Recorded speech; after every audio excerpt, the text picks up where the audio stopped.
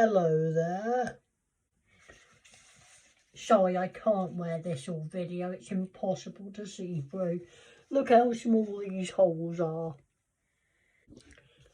What's up, everyone? This is Laz Play 66, and today we're reviewing The Riders of the Purple Sage, written by Zane Grey. Written in 1912, this novel has 25 chapters, 254 pages in this edition, and 11 illustrations. With the book, I got this limited edition, one-of-a-kind bookmark.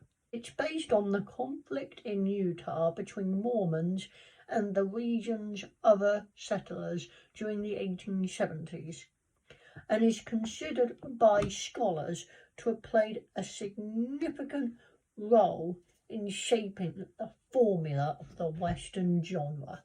There are 5 movies and 1 comic adaptation of this novel. It also has a sequel called The Rainbow Trail or The Desert Crucible. Purple Sage symbolises wisdom and longevity and thrives in challenging climates. Also, as a Minecraft fan, I have to point out the main character's name is Jane Withersteen. To be fair, spoiler warning, she does have a lot of explosive outbursts in the novel, like a Minecraft wither. The novel ends with this: from the depths there rose a long-drawn, rumbling roar. The outlet to Deception Pass closed forever. Roars are often seen in a negative light, so by using that word, Zane Grey is trying to make you question if actually the characters have made the right decision. Do I believe they made the right decision? Well, they had no other choice. They were backed into a corner. However, I do think they should have gone with Bess and Venters, and then just all rode off into the sunset together and retired on a farm. Maybe even get more dogs. Those 2 dogs that appear in the book are wonderful and very underrated and should have had more time to shine. To prove I'm not biased towards dogs, here is one of my cats, G2. Meow. No, you don't want to meow? Okay. There are 3 main themes in this novel.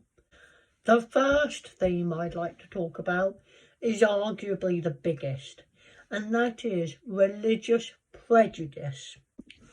So for context, a Mormon is a religious person and a Gentile is a non-religious person. It's a bit more complicated than that, but that's the simple explanation for this video. So right at the start of the novel, we have Tull, a member of the church, try to get Jane Withersteen, another member of the church, to stop being friends with Venters, who happens to be a Gentile. This theme also continues throughout the novel, with Jane slowly realising and coming to terms with the fact that all the Mormons are trying to gang up on her because she's friends with Gentiles. There's also a child named Little Faye, who is a symbol of innocence in the novel and is a Gentile. The Mormon characters, the Bishop Dyer and Tull, are seen in a negative light, whereas the Gentile characters, so Vendors, Little Faye, are seen in a positive light. This links to the next theme, which is morality. Throughout the novel, Jane Withersteen tries to grapple with the fact that her servants are not trustworthy, that Tull is just a weirdo and a creep, and Bishop Dyer did terrible things. And she has to deal with the moral implications of being associated with those people. And Lassiter has a very important role in the story in helping Jane realise these things, helping her come to terms with it all. The third theme in this novel I would like to discuss is romance. Because I don't like talking about that kind of thing, here's Godzilla to tell you. Say hi, Godzilla. There are two main couples in this novel. The first one, Lassiter and Jane Withersteen. They're an alright couple. I mean, Lassiter acts as Jane's moral compass, which links to the earlier theme of morality. But the second couple is Venters and Bess. Now you wanna know how Venters meets Bess for the first time? He shot her with a gun, a weapon.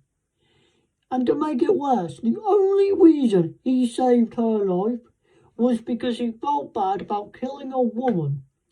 He had literally just killed a man and felt no remorse for that, but felt remorse because it was for the other person, because it was a woman. Also, he killed Bess's father, Oldwing, but it's treated as okay because Oldwing wasn't her real father.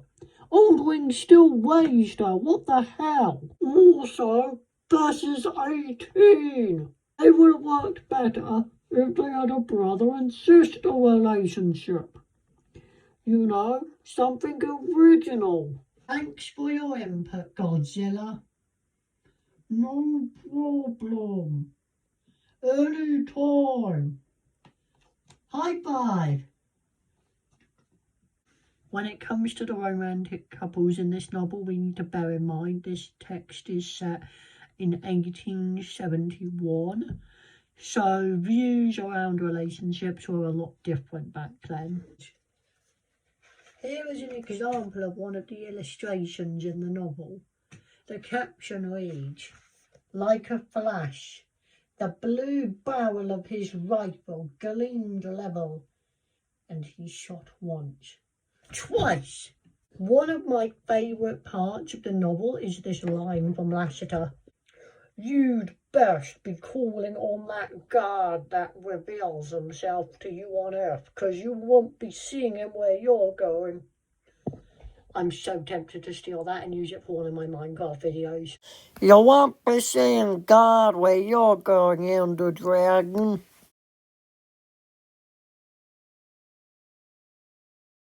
Overall, I give this novel a 7 out of 10.